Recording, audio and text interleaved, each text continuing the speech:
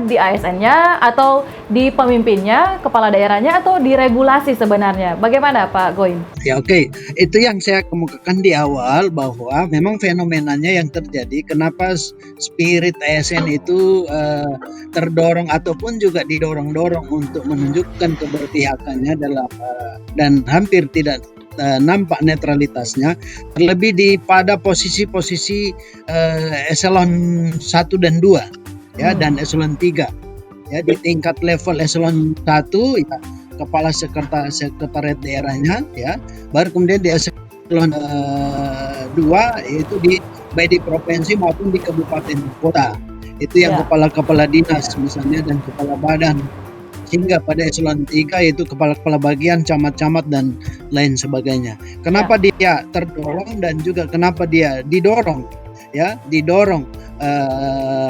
oleh pihak-pihak tertentu, apalagi di masa temuan yang kadang-kala bisa dijumpai bahwa di masa cuti pun seorang petahana yang mencalonkan diri dia masih tetap melakukan koordinasi secara langsung ya. Ini yang informasi ini yang didapat di lapangan.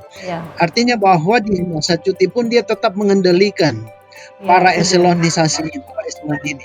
Nah, apa yang terjadi sebetulnya itu yang tadi bahwa profesionalitas ya sebagai bagian daripada reformasi birokrasi di negara kita ini yang belum begitu maksimal. Blueprint reformasi birokrasi ini masih jauh realisasinya, implementasinya. Masih banyak kolusi nepotismenya, Pak. Ya, profesionalisme itu justru diabaikan. Dan rekrutmen seleksi untuk menempati jabatan tertentu itu memang ada tim, ada panitia, tapi itu di bawah kendali top leadernya. Siapa itu? Ya mereka yang terlibat sebagai petahana.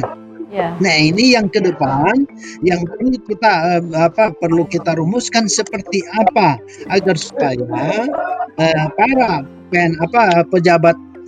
pejabat ini di eselon 1 atau eselon 2, eselon 3 itu ya betul-betul menjalankan tugas profesionalitasnya, dan soal rekrutmen seleksi untuk karir dia itu tidak tergantung kepada user ya. Dan itu ada tim khusus yang betul-betul yang melakukan seleksi. Yang terjadi sekarang masih seperti itu, masih longgar memang.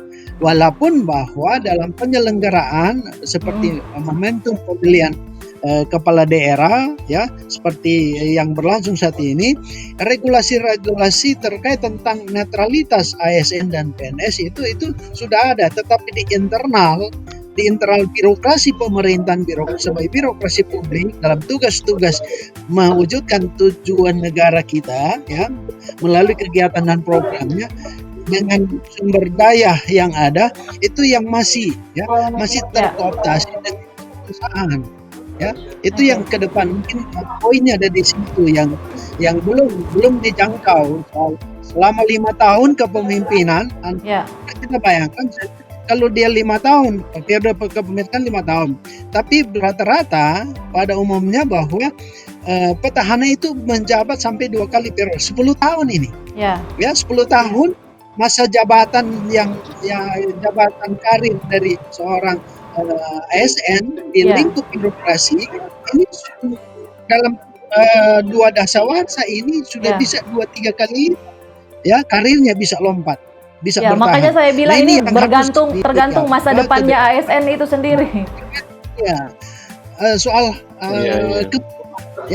dan harapan.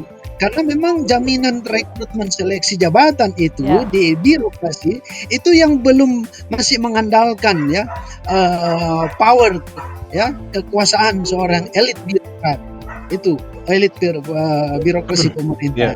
Itu yang barangkali ini yang terjadi gejolak antara mau netral dan netral. Itu tidak mengherankan, bayangkan sampai di lurah dan kepala desa itu betul-betul dia menyatakan keberpihakannya.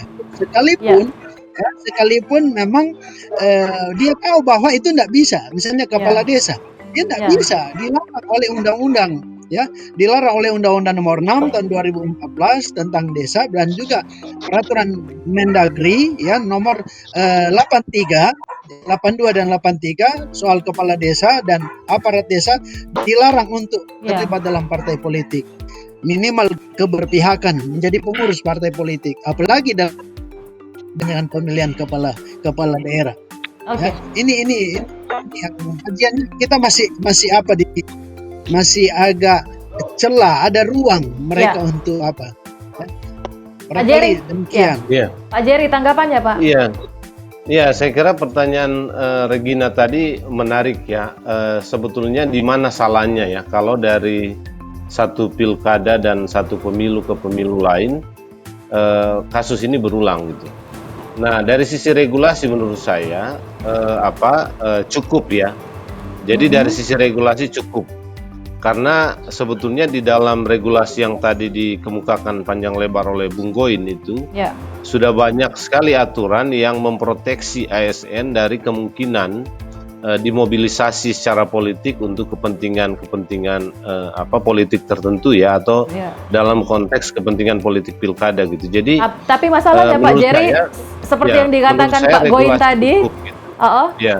seperti dikatakan Pak Goin Nah. tadi, masalahnya kalau rekrutmennya nanti masih Nah, itu dia. tergantung pada Itu kepala dia. daerah. Nah, soal kita kan sebetulnya di sistem ya, mulai Ya. dari sistem rekrutmen sampai sistem promosi. Jadi memang sistem rekrutmen kita dan sistem promosi jabatan ya, atau kenaikan pangkat dan apa itu di kalangan birokrasi ASN kita, itu unsur-unsur subjektifnya itu lebih dominan ketimbang unsur objektifnya ya. Jadi seorang ASN sekarang sebetulnya malas berprestasi yang genuine ya, lahir dari dirinya, tetapi sebetulnya lebih banyak berharap dari belas kasihan kepala daerah gitu. Jadi problemnya di sini ya. Ya. Dan saya kira prestasi ASN juga oleh kepala daerah tidak diukur dari kemampuan dan keahliannya dan apa yang sudah dia lakukan ya, tetapi dari seberapa jauh dia mampu menyenangkan kepala daerah gitu. Nah, tadi Bung Goin sudah menyebutkan memang sistem promosi jabatan dan kenaikan pangkat itu sangat ditentukan oleh kepala daerah gitu. Jadi ini lingkaran sistem ini yang menurut saya tidak memungkinkan ya ASN itu betul-betul profesional. Ya. Nah, tetapi Regina, saya kira kita tidak hendak mengatakan bahwa semua ASN tentu terpapar ketidaknetralan ya. Saya kira tidak begitu juga. Karena ada banyak ASN yang baik gitu ya. Ada banyak ASN yang memang mau dan punya komitmen bekerja sungguh-sungguh untuk kepentingan rakyat atau untuk kepentingan negara ya, bukan untuk kepentingan sendiri dan kepentingan bupati. Tapi praktek-praktek yang kita lihat ada banyak juga ASN sebagaimana yang tadi Bung Goin kemukakan ya.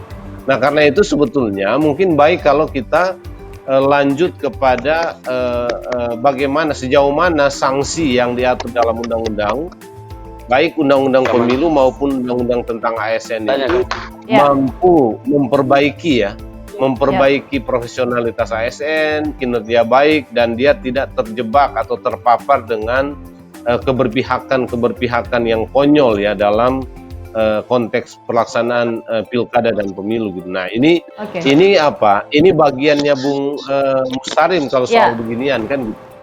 Ya, efektivitas penegakan sanksi ya. Ya, Pak Mustarim, soal sanksinya ini bagaimana Pak? Oke, terima kasih Regina. Jadi gini, Bawaslu memang ada kewenangan terkait dengan proses penanganan pelanggaran khusus untuk kemudian subjek ASN. Ya. Khusus subjek ASN itu diatur dalam ketentuan pasal 71 Undang-Undang 10 tahun 2012, itu ada sanksi pidananya. Karena memang rasa pejabat ASN itu tidak ada klasifikasi, misalnya eselon 1, eselon 2 itu dikategorikan pejabat. Jadi ASN itu adalah pejabat, kira-kira seperti itu. Nah, ini banyak yang kemudian keliru terkait dengan penafsiran terkait dengan pejabat ASN. Satu. Yang kedua, terkait dengan ketentuan kemudian sanksi terhadap ASN yang melanggar, apakah kemudian ikut serta atau ikut serta terus serta memfasilitasi atau ikut dalam kampanye atau ikut di dalam mempengaruhi kampanye diam-diam, ketentuan pidananya itu menanti bagi ASN. Nah, terus bagaimana dengan administrasi? Saya mau katakan Gina bahwa hari ini kemudian Bawaslu di seluruh kabupaten kota, 15 kabupaten kota itu sudah melakukan proses penanganan terkait dengan subjek ASN. Misalnya tomohon itu ada 16 yang kita rekomendasikan, 16 dari rekomendasi yang kita kita layangkan ke KSN itu sudah ditindaklanjuti oleh KSN, turun dalam bentuk rekomendasi KSN. Ada 9 subjek atau 9 orang yang dinyatakan oleh KSN sesuai dengan keadaan atau peristiwa atau yang kemudian kajian Bawaslu bahwa ini melanggar. Dari 9 tersebut ada 6 sanksi moral dan 3 sanksi administrasi. 3 sanksi administrasi salah satunya penundaan pangkat, ada 1 tahun 2 tahun. Nah, ini juga kemudian saya mau katakan bahwa Bung Jerry dan Pak Dokter bahwa Gina bahwa tadi disampaikan oleh Bung Jerry dengan kemudian Pak Dokter tadi bahwa memang antara ketergantungan terhadap sebuah jabatan atau kemudian harapan terhadap jabatan atau mempertahankan jabatan plus dengan kemudian pemerintah atau dalam ini kepala daerah, apakah petahana atau kemudian kepala daerah yang kemudian ini sepertinya terkonfirmasi satu sama lain. Jadi si ASN ini perilakunya kemudian ingin menyetor muka lah seperti itulah ya, berbuat kemudian petin terekam dengan harapan bukan kemudian store waktu, muka, bukan store muka, ini cari muka. Iya, store muka lah ya, Cari lebih muka. dihalusin ya kira-kira. Iya. Lanjut. Jadi begitu akhirnya memang itu terjadi di 2013 misalnya, pada waktu pilkada saya mengawasi di sana waktu menjadi pengawas pemilu, saya sudah sampaikan kepada beberapa ASN, saya katakan bahwa secara ini keras kepada teman-teman yang kemudian saya lihat memang giliatnya ini agak mengarahkan seperti itu. Saya katakan bahwa kalau Anda ingin mendapatkan jabatan, harus dengan cara-cara benar. Kalau kemudian dengan cara-cara tidak benar, saya katakan bahwa jabatan itu juga kemudian ini minta maaf karena kebetulan juga background saya adalah IAIN, saya mau katakan bahwa itu haram. Karena cara-cara yang Anda dapat, jabatan yang Anda dapatkan itu tidak benar. Maka sepanjang kemudian Anda menjabat dengan cara-cara atau kemudian dengan hasil yang kemudian kemarin Anda melanggar seluruh regulasi atau seluruh payung hukum yang kemudian membawahi Anda atau mewadihi Anda, saya anggap itu kemudian haram. Nah, kemudian bagaimana kemudian kompensasi antara kemudian si pelanggar dalam hal ini si subjek ASN dengan kepala daerah yang kemudian kepala daerah ini merekam, ada salah satu ASN misalnya yang kemudian melakukan tindakan yang kemudian ini hanya untuk demi, kan begitu, untuk dan demi. Ya. Betul bahwa kemudian Bawaslu melakukan rekomendasi, Gin. Cuman sebatas sampai rekomendasi saja ya berarti Bawaslu. Iya, dengar dulu Mbak Gina.